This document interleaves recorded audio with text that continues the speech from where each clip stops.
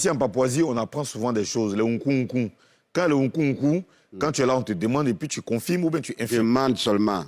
Voilà. Demande. On a appris que tu tourner derrière le mur. On a appris que tu as été vendeur d'eau, boutiquier, cuisinier, réparateur de télé et autres. Tu confirmes? Je confirme. Je confirme. Mais avant ça, j'ai travaillé d'abord, j'ai fait des travaux champêtres à la machette, à la daba. Et donc, quand je sortais du village, les ampoules dans ma main, je ne pouvais même pas saluer quelqu'un. Avant d'embrasser ce métier que vous venez de citer. Non, je comprends pourquoi souvent tu veux engager. Non, mais il faut faire en sorte que je n'engage pas. Voilà.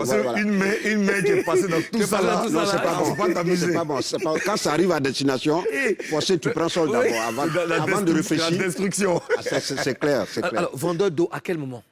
On va expliquer chaque étape. Vendeur d'eau, c'était au Burkina. Lorsque je suis allé, parce que j'étais malade, donc je suis allé au Burkina pour me soigner. Et quand ça commençait à aller, j'avais commencé à marcher parce que quand je partais, j'étais paralysé, complètement paralysé. Wow. Paralysé où je n'arrivais même pas à me tenir debout, à plus forte raison marcher. Donc, c'est au Burkina que j'ai pu marcher par la grâce de Dieu. Tu parles de quel âge? Tu avais quel âge à cette époque? J'avais quel âge? Petit, c'était en 80, 81, 82. Ah ouais. Là, pendant ces 3 ans, j'étais au Burkina. Donc, en 82, je ne sais plus quel âge j'avais, mais c'est en ce moment-là que j'avais commencé déjà à marcher. Et pour pouvoir subsister, parce que là, j'étais déjà grand garçon, j'avais des besoins aussi personnels. Donc, pour pouvoir joindre les deux bouts, il fallait faire les petits métiers et rien ne s'offrait à moi. Alors, il y avait une charrette avec une barrique derrière. Il fallait aller remplir cette barrique-là à la fontaine, faire le tour de la ville avec la barrique, le temps de trouver un acheteur. Quand il y a un acheteur, tu vides l'eau, et tu retournes à la fontaine pour... Acheteur de quoi? De la barrique ou l'eau? L'eau. Ah. L'eau. Ok. Donc, c'était de ça que je vivais. Ça devait être terrible. C'était terrible. Mais moi, en fait, la question que je me pose, c'est que pourquoi c'est au Burkina que tu allais te soigner? Oui, écoute, quand tu es malade, là où on te dit que tu peux trouver la guérison, c'est là que tu t'orientes. Moi, j'étais là. On a fait le tour des villes et villages en Côte d'Ivoire, c'est à Gagnoa. Donc, on a fait le tour des villes et villages, des campements, dans les fins fonds des campements et tout, pour chercher la guérison. Mais rien n'y fit. Rien. Et je partais à la mort.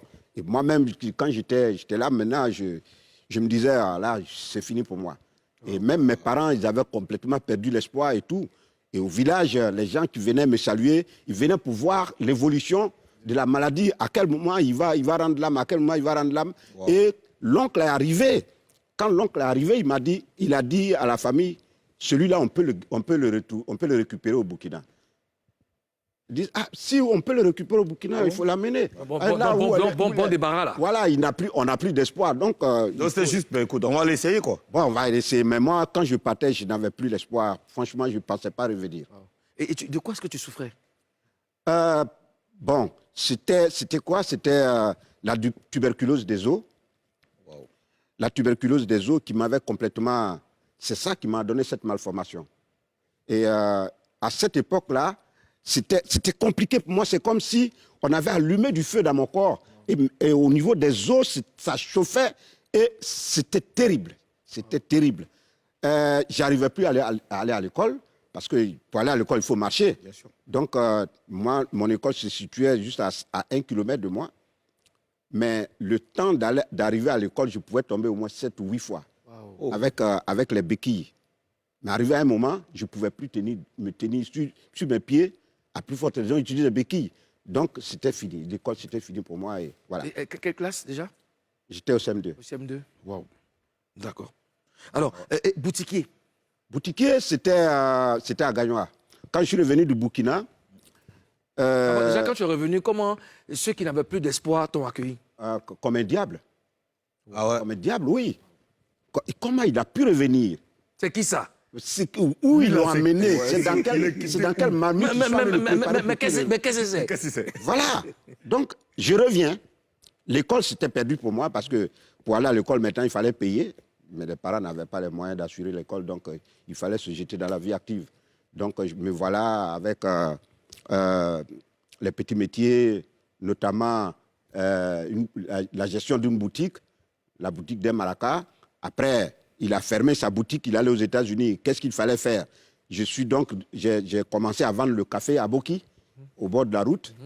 Après le café à Boki, il y a quelqu'un qui m'a embauché dans son kiosque à café comme cuisinier, vendeur de kiosque. Je suis allé là à la gare, la grande gare de Gagnoa. À cette époque-là, ceux qui fréquentaient la gare de Gagnoa, ils savent de quoi je parle. S'ils regardent en tout cas cette émission, ils savent de quoi je parle. Ceux qui ont fait Gagnoa, ils savent de quoi je parle. À Garaïou Babré.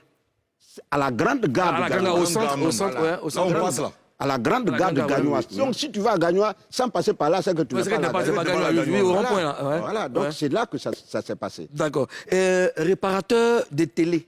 Réparateur de télé, ça, parce moi, que, franchement. parce que après, j'ai vu que c'était compliqué. Parce que là, en tant que vendeur dans le kiosque à café, j'avais 6 000 francs par mois. Et Allah, Oui, 6 000 francs. Mais encore, faut-il payer les 6 000? 6 000 par mois. Oui. C'était pour payer quoi ça? Quand il y avait arriéré. C'est que ça, là, Il ne payait pas. Il payait pas. Donc, j'ai vu que c'était peine perdue. Et j'ai un ami, Ibrahim Kone, qui est à Gagnon actuellement. Lui, il faisait les réparations de télé, radio et tout. Il m'a dit, au lieu de trimer comme ça, viens apprendre un métier au moins. J'ai vu que ce n'était pas bête. Donc, je me suis lancé dans l'apprentissage de ce métier-là. Voilà. Moi, je veux savoir. Mais parallèlement, je faisais mes répétitions de théâtre avec théâtre, tout ça. le fromager théâtre. Ouais. Quand tu as été malade, c'est vrai qu'il n'y avait plus d'espoir. À quoi est-ce que tu t'es accroché pour rester, pour rester zen, quoi, pour résister? En toute chose, il faut savoir que Dieu existe. Voilà. Quand tu as perdu l'espoir, le seul pilier sur lequel tu peux t'accrocher, c'est Dieu. Tu te dis, Dieu, il est là, c'est lui qui donne la vie, c'est lui qui la reprend. Donc, je m'accroche à lui, tout ce qu'il fait, c'est bon. De toutes les façons, si la mort arrive, ça n'aura pas commencé par moi. Et ça ne va pas se terminer par moi. Tout ce que Dieu fait est bon. Donc, je n'attends que lui, je m'accroche à lui et j'attends avec beaucoup d'espoir.